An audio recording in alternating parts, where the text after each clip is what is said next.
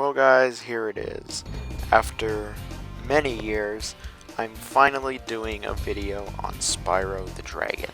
For a long time, I've been asked to do a video on the Spyro games, and I can tell you, I finally played these games.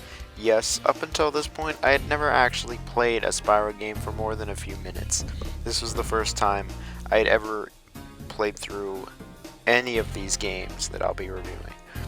I want to look at a good portion of the Spyro games also, not Legend of Spyro though, not that crap. But I'm getting ahead of myself. Let's start where it all began. The adventure begins, and let's start with the first Spyro game called Spyro the Dragon, released in 1998 for the PS1. So Spyro 1 has you play as this dragon named Spyro. He lives in the dragon world. Him and his friends, the other older dragons, are being interviewed or something about their world. It's not really explained, but they get interviewed and they get the question of what they think about Nasty Nork. They slander him on live television and make fun of him. Nasty is watching this and gets mad. He then decides to do something about it and turn all the dragons into statues. However, because Spyro is so small, he misses him. Well, it is then up to Spyro to go save all the dragons and free them from the statues. The story is literally as basic as it comes. The story is really basic, and it makes me wonder, like, why the dragons were being interviewed, or why bother to slander Nasty, but whatever, I guess. You don't need a great plot for this game. It is pretty bad, though, in terms of story, but that doesn't translate to bad gameplay. Spyro, being a dragon, has pretty unique abilities to the average platformer. For instance, he doesn't have hands. Spyro can jump once, glide because he has wings, and breathe fire as an attack. Additionally, he can charge like a bull and smash into stuff. While it does sound a bit basic, I will admit it is, but it is the first Spyro game.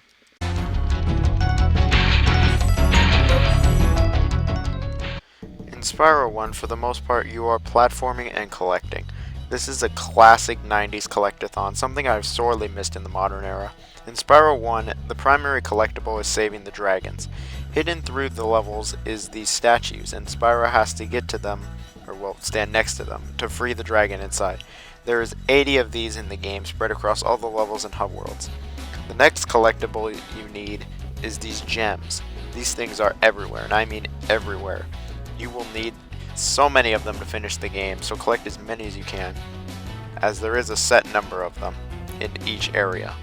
The third collectible is the dragon eggs. These are sporadically put in areas, and these are important as well. The main collectible in the game, though, is really freeing the dragons. All of these are well incorporated into the game, and they're pretty well incorporated into the, might I add, great levels. There is a couple of hub worlds in the game, and each one has the collectibles previously mentioned, only there is a couple gateway portals in each hub that take you to the actual levels. To progress through the game, you need to talk to the balloonist, who will take Spyro to the next hub world with the next set of levels. After you do certain things for the balloonist, like free so many dragons or get so many gems, etc. The levels in Spyro are very well designed for the most part. They are generally pretty linear, however they are still a bit open, and some levels are completely non-linear. It's unlike Mario 64 level of being non-linear, and I love it. There's a real sense of exploration here in these levels, as you want to explore around and collect all the gems and rescue all the dragons. I almost did actually 100% the game, as I thought it was just really fun to go around and collect everything. Admittedly, some levels are not a total blast, like Treetop Run, but a majority of the levels are just really well designed and are fun to play through. However, it's not just Spyro in these levels. There are a lot of enemies in the world, and they all have unique designs. There's two ways to get rid of enemies. Most enemies can be defeated by breathing fire on them, but a lot of them have shields against Spyro, so you must charge into them. That's really how you defeat all the enemies, even the bosses. If Spyro gets attacked, he has his Firefly buddy Sparks to help him.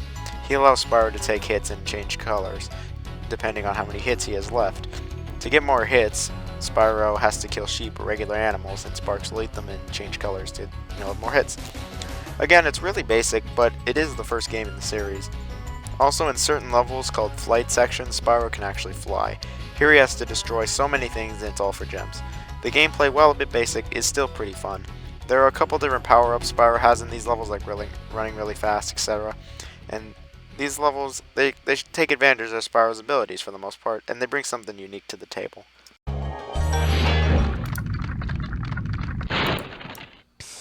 Spyro. Spyro. Want to know a secret? Use the triangle button when you want to zoom in and look around. Oh, your secret's safe with me. When it comes to presentation in Spyro, it really is just alright. I've heard people say it looks like crap, I've heard people say it looks amazing, and I'm somewhere in the middle. Now, some of this game looks great, but some of it just looks so bad for 1998. The game has this really grainy filter on it that other PS1 games had, like MGS1, which takes a bit of time to get used to, and I don't really personally like it. The character models in this game are very mixed. Some of them, particularly Spyro, look fantastic with great animation. Then some others just look terrible, like almost all the enemies in the game look very bad with very basic animation. The other dragons have some of the most though. With the textures, it's the same thing. Some of it looks really great, the levels with buildings look pretty good, but some stuff like the hills and the grass texture just look really outdated from 98. Some textures honestly would fit fine in Crash 1 from 96. It's really just mixed to me. The frame rate was a fine 30 though. The sound was pretty good though, there was no glitches or any of that stuff. The music in the game was really good actually for the most part. A lot of the tracks have personality and charm in them. Really most of them are good. There isn't really any generic songs and everything I would say is pretty good. The soundtrack is really bumping. The voice acting on the other hand is something of a mixed bag. Spyro himself is pretty so-so. He is kind of like a brat, which I like, but his voice acting is just not very good, like at all. It was changed in Spyro 2, and that one's way better, but this game, Spyro, his voice acting is very good. Same can be said for the dragons. While they all have different voices, and I mean there's a large range of voices, it's really not very good, and it can average from good to bad on a really large range. It's just so-so. That's not the only thing that's so-so. For instance, the bosses in Spyro 1 are not very good at all. Pretty much all of them are terrible. They all feel like regular enemies and Spyro just literally owns them. It's like Roman Reigns. It's stupid they get destroyed and you chase the bosses more. Especially the final boss, Nasty Nork, who is just the worst. And why is a boss named Blowhard? Another thing that I feel that isn't that great is that the game can get, well, boring. I know I might make some people mad, but really there was a couple times that the game was just boring to me. This game is really basic and a couple levels just really don't have anything interesting in them at all, and I naturally became bored. Maybe I played the game for too long of stretches or something. Either way, a couple times I did get bored. Lastly, the controls in the game, well, they aren't the best. Having the camera attached to the triggers or shoulder buttons or whatever just kind of rubbed me the wrong way. And really in Spyro 1, as the camera, it got in the way a couple of times. The movement feels really stiff and turning around is really weird. It's hard to explain, it's just really stiff.